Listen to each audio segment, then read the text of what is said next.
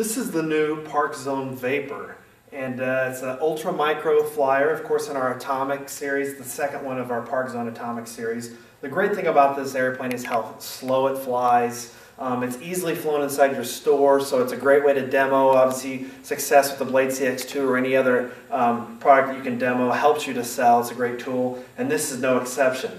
It's quite slow. It's only 12 grams.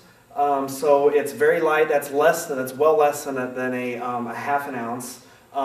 It's made of carbon, and the covering you see here is what we call a PET covering. It's a very durable yet lightweight covering that actually flies very, very well, looks nice. The great thing about this airplane is the fact that it comes with DSM-2 radio architecture. So this little board you see here has the servos, it has the speed control, it has the receiver all housed in this thing, and it allows you to fly it as a ready-to-fly version that we always sell, or also as a bind and fly with any JR module radio or Spectrum DSM-2 radio. So it's slow flying, it's fun, it's durable, and it's just, we think, the next great product. Now this is the ready-to-fly version you see, and as all of our ultramicros and all of our products from Park Zone, the ready-to-fly is a very popular product. And as you see when you open up the box, you get the transmitter, you get the charger, you get the battery pack, and of course the airplane itself. And the transmitter, although it's a Park Zone, again, it has the radio architecture of the DSM-2. Of course, the ready-to-fly version comes with this little Park Zone transmitter. It's actually a 4-channel transmitter with digital trims, and of course it has the DSM-2 technology inside. And it comes pre-bound out of the factory, so all the person will have to do when they buy the ready-to-fly is simply charge the battery for about 15 minutes, install it, you're ready to go.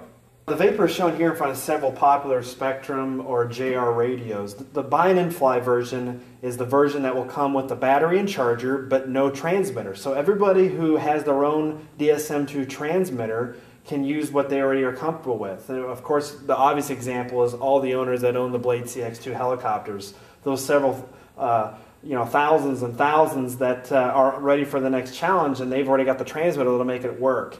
Another example is the DX6i with the Blade 400 helicopter. The DX5E, of course, an entry-level trainer 5-channel system, all the way up to the advanced 12X from JR. These are all examples of radios that can be utilized. You simply run the binding process through it, and you're ready to fly in just a few seconds. Now we're going to show you how easily this is to bind. We just picked one particular transmitter. Of course, this is the LP5 DSM, which is better known as the Blade CX2 transmitter. And what we're going to do is just go through the easy binding process. It's only really a 2-step process. The first thing you do is with the transmitter off, you go ahead and plug in the flight battery on the airplane. Then within 5 seconds, you have to turn on the button. It's auto bind, so it will immediately start looking for that signal. You wait for 5 or 6 seconds, and you'll hear when it suddenly binds. The light will stop flashing. It should be ready to go right now. And it's all set. It's just as simple as that. Now we're in just one of our conference rooms here at Horizon, but it'll give you an idea of how small of an area you can fly. And obviously the great thing about this product is that you can fly it in your hobby shop, which allows customers to see it right in front of their eyes and takes them right to the shelves to buy it.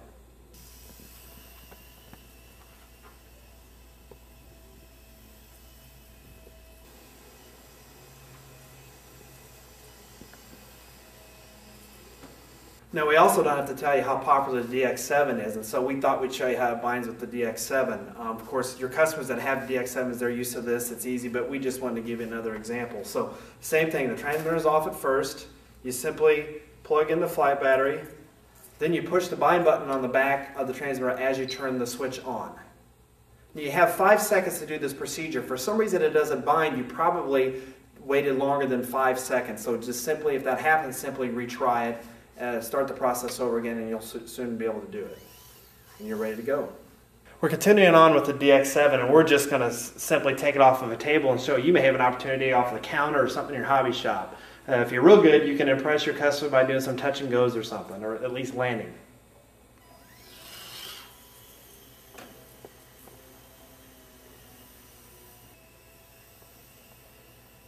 Now, as I mentioned earlier, we're going to have two versions, the ready-to-fly version, and those of you that are veteran Park Zone retailers know that we always include everything in the box with the ready-to-fly Park Zone products. It clearly states on the box, it shows the transmitter, it shows the charger, it shows the batteries that are even included, it shows the flight battery. So that version will clearly show that it's the ready-to-fly version, have lots of green, Park Zone green trim.